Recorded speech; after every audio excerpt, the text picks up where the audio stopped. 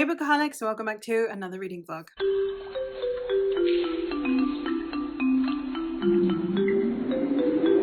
Today I am going to be starting Hum by Helen Phillips, which is my book club pick for the month of October. This one was chosen by my friend Rebecca over on my Discord. So if you do want to join us for either this one and see our thoughts or for future books, then the link is always in the description down below. But I do have a sci-fi book club, and within my sci-fi book club I always spoiler vlog the books that we are reading. Sci-fi tends to be something that I gravitate towards when I want something really thematically rich. So it tends to be one that I find quite discussion heavy, hence why I am picking this one up. I am really excited to get to this one. This is following a young woman who has recently lost her job and has decided to take her family on a trip to go and see the botanical garden that there is in this world. So it's a futuristic world in which AI has taken over a lot of the jobs and a lot of the labor. So we have it where there is this garden in the middle of the city that still retains things like flora and fauna in this highly industrialized and urbanized world. She takes her family there and then her children go missing, and now she needs to put her trust in one of the AI, who are known as Hums, to try and help her retrieve her family. I am really excited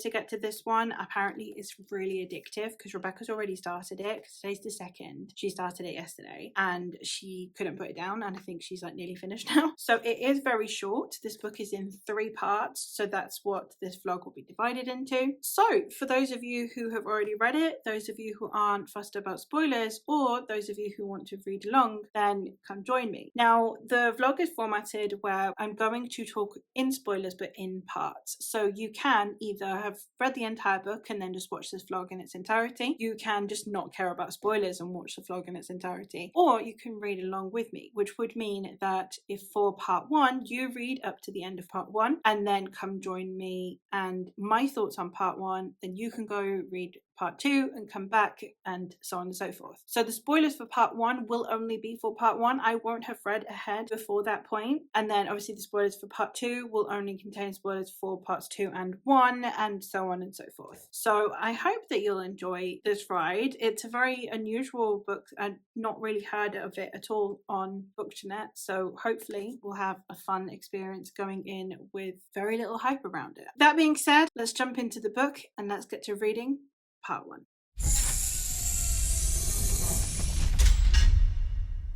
Hey vlog, checking in because I have now finished part 1 of Hum. So far we've had it where our protagonist has sold her face. This was not the book I was expecting it to be. She recently lost her job as a developer in helping develop AI, which now takes over the world basically. But now she doesn't need to develop the AI because the AI is smarter than most humans, which means that she is now in a position where AI no longer need her, so they dismissed her. So now she is broke and behind on rent, so she has decided that she's going to allow use of her face. So she goes in for this operation, and her husband was pretty much against it, but they need the money and there's nothing that can be done about it. But once she's got the money, which is like nearly a year's worth of salary, she decides that they're going to go on holiday, that they've been living quite a intense few months and they need a holiday. So they're going to go to this botanical garden. And that's basically kind of what we've gotten so far. We've had an introduction to the world. We've had then also a brief look into what her home life looks like. Her and her husband, their relationship is quite strained, and made all the more strained by the fact that everyone is so dependent on technology at this point in this society that they don't look up from their phones, kind of thing, that they're constantly overstimulated by technology to the point where family life is eroding. I really like the message that comes with that in this first part. And also one of the things that I thought was really good is the advertising. So like straight after her surgery, the AI is like, oh well, you know, we've got this face cream that will help you, do you allow for the transaction to take place? And she's like, no. And that's the thing, you know, it's this constant, oh, go buy something, go purchase things, use your money, in a way that I found very interesting. So far so good. It was very compulsively readable, very quick to get through. So I am now going to go get into part 2. This is going to be such a weird vlog because obviously I don't have quite as much to say because it's such a short book. I think that overall, so far from part 1, even though it is 66 pages, it feels like it's introductory. Like we've been introduced to this world. We've got the Hums, which are the AI that has a body. So we've got the hums, and then we've got the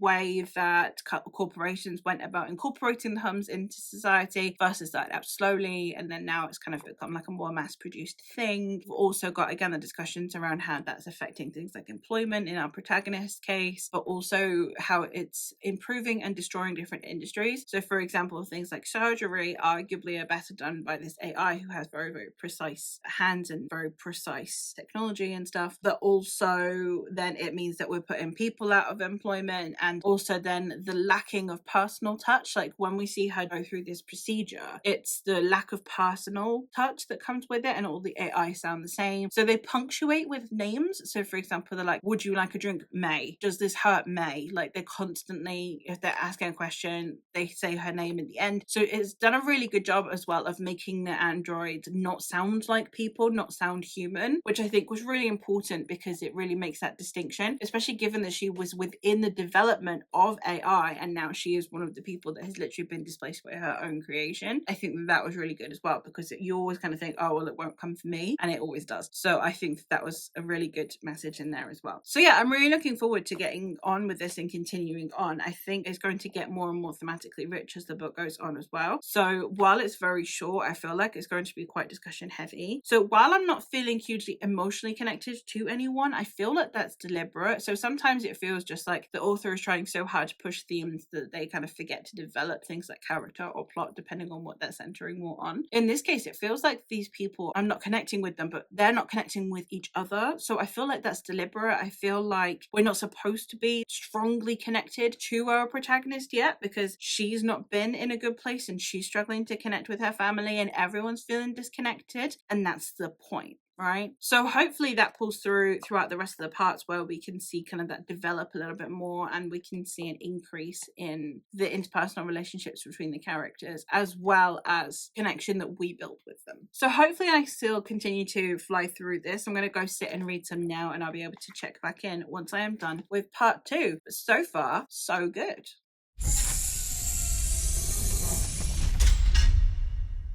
Hello again, vlog. I'm here to update you because I have in fact now finished part 2 of Hum, and I am really liking this book. I liked the setup, I was interested, but I wasn't particularly enamored with it. I was mostly intrigue and curiosity that had me compelled to continue past part 1. But this one, the atmosphere in this part, the tension, excuse me, the thing is, right, is that the contrast in here is perfect. Absolutely perfect. So in this part, we've had it where they have now gone to go to this botanical garden place. And while they're all there, like when they're first there, aside from the issues with their obsession with technology, like everyone's constantly on their phone or everyone's constantly overstimulated, we have it where these characters are at this holiday resort type place, right? And the holiday resort feels very much like the typical family resort places. I'm feeling along the lines of Butlins used to be, or like Center Parks is now, those kind of things. Obviously not with like the attractions and everything, but just anytime you go to a resort, like when people go on holiday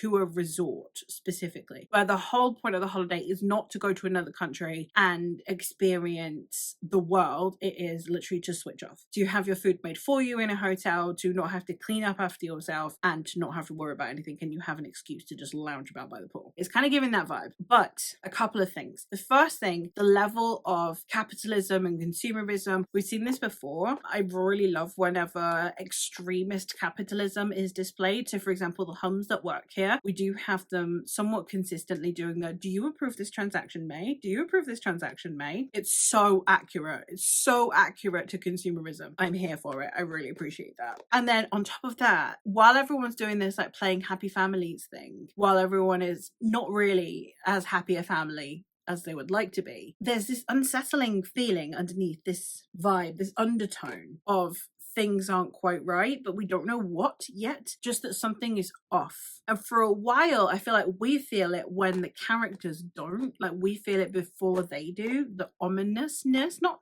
quite ominous, but the something isn't right. And I've only read a couple of thrillers, and this is the tension that I seek in thrillers and have yet to find. Now, I don't really like thrillers tonally, and the plot normally is boring to me. But in this one, because it's more thematic than plot, I'm really curious about it. So yeah, this book is very addictive, and I am now going to sit down and finish it off.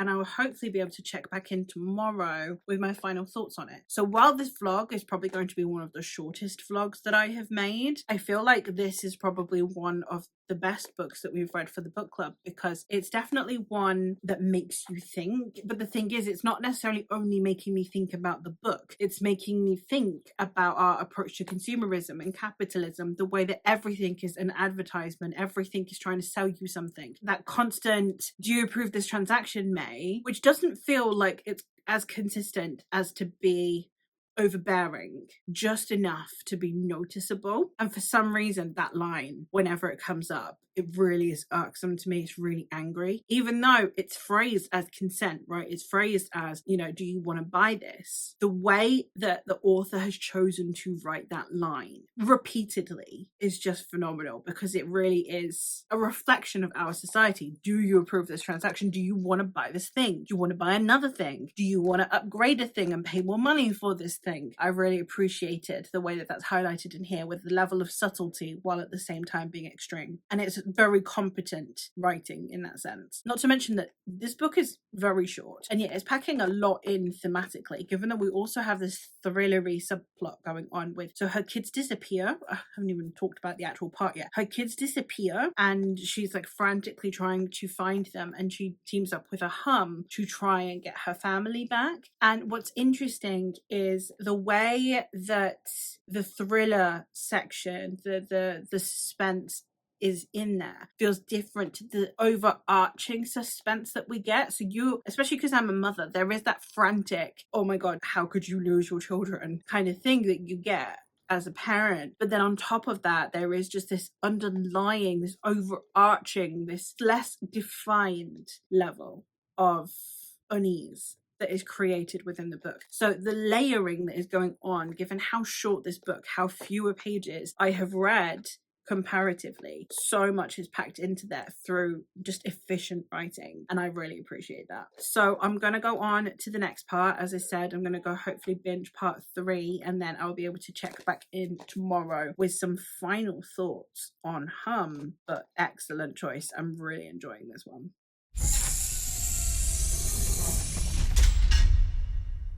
Hey vlog, I am here because I have in fact finished Hum by Helen Phillips. This is such an uncomfortable book. Like, there's something just incredibly unsettling throughout the whole book, and I really want to talk about it. So for this final part, it really did feel like we were wrapping up the story. It did feel like it was the falling action, but it didn't lose tension, which I think is something that sometimes happens with books that are very highly strung like this one. Again, it's very fast paced. The chapters are incredibly short, so it's really easy to get through. I think that it's very easy to cut off the tension. It feels like a severed appendage, as opposed to maybe it slowly, not even necessarily disappearing or dissipating, and more just transitioning into less of an anxiety about the present and more about what the future it might hold or whatever. I think that this author did a really good job of dealing with tension within falling action, and I really did appreciate that, because it is so rare that you get this level of really highly strung tension metamorphosized instead of just disappear. I think that overall, the way that this is presented is mostly theme-based, which is something that I much prefer in my sci-fi. We have concepts around surveillance states and the way that they work and the way they function, and how awful they can be for society, how unsettling it is to know that your every move is watched. I think that that was really pivotal. We have discussions in especially this last portion as well around the way that technology has been numbing this population, the way that society in our current world, we are being numbed to everything through the influx of media. If you are shown harrowing things or distressing things time and time again, eventually you will become desensitized. You will be addicted to your technology. It will be an all-consuming thing, and therefore you will not want to engage with the real world. This numbing effect is very present in this book, and I think it was handled really well, because even after everything that they went through, I feel like they still have so much more to work on as a family and as individuals with the way that this society society has programmed them to be. There is this possibility that everything will revert back to the way it was, that they won't have necessarily taken anything permanent or lasting away from this book. And I really like that. At least not all of the characters, like some of them genuinely are at the risk of reverting back to exactly the life that they had before this book began. And I really appreciate the commentary around that. I don't know how much necessarily is going to land for you if you are someone who dislikes children, who isn't very family focused, solely on the basis that the majority of the tension comes from the anxiety of a parent. So obviously, I like that we have this discussion around she loses sight of her children and that is somehow her fault and that it makes her a bad parent. I like that because it's something that most mothers have had in some way levied against them, where they are not a good enough parent for some way, shape or form. It's normally mothers that this happens to as well, although it does occasionally get aimed at fathers. I think that for the most part, this was a book that had so much going on in so few pages, and it never felt like it was oversaturated. I never felt like there was just so much stuff shoehorned into a short book. I feel like all of the themes within the book all were kind of one problem with multiple layers. So you have this society that is completely numbing. You have the stress and depression that this mother has been going through given the circumstances of her life. You have this society of surveillance and the way that our society hasn't progressed despite having robots that would be able to help us. It still just makes life harder for the poor people instead of better. All of these things are all in a way one problem, and then it's just tying into the plot of the story in a way that I think worked incredibly well. So I think that it was a very fascinating story. It's a very uncomfortable story. It's one that is very difficult for you to connect to the characters because it's an interesting approach to have almost deliberately boring characters. The whole point of these characters is that they are quite mundane people. They are slightly technologically zombified as well. So they're people who don't have much in the way of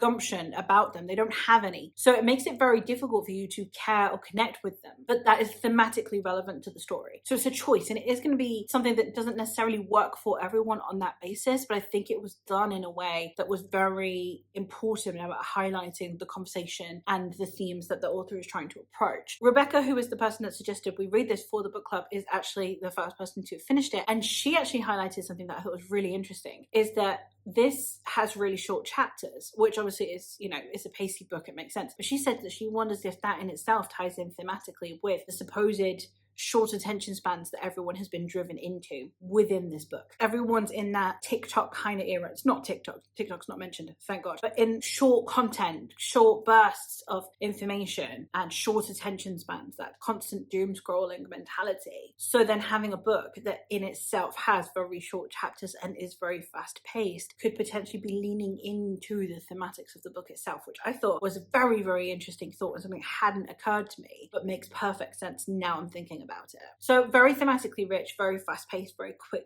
read, very unsettling read. It was fantastic for this kind of time of year where you've got that thriller element, but also that undertone of discomfort throughout the entire story that, again, doesn't let up. I think that was handled really, really well, because even though we see the conclusion of the story, this world is still exactly the same world that it was at the start of the novel. So I just think that it was handled in a way that I found really fascinating. So overall, it is one that I would recommend. If you are looking for a book to make you uncomfortable, that will keep you engaged from start to finish, very short, very easy to get through, I would recommend checking this one out. Like I said, if you're a character-driven reader, it would be interesting for me to know your thoughts, because it is one where the characters are, for the most part, devoid of personality, but deliberately in this way where we have been subdued by technology. I would recommend it. I would definitely recommend checking this one out. If you have read this, let me know your thoughts on it, because it is one that I think is very discussion worthy. I am really glad that Rebecca picked this one. Thank you so much, Rebecca, for choosing this, because it was a really interesting time. So hopefully you have enjoyed this book if you've made it this far. And like I said, I really would like to know everyone's thoughts on it. If you would like to join the discussion on it, then we do have the Discord linked in the description, as I said at the beginning of the video. So do come join us, or if you just want to join us for further book clubs in the future. But that is all from me for today. So thank you ever so much for watching, and I will hopefully catch you in another one soon. Bye.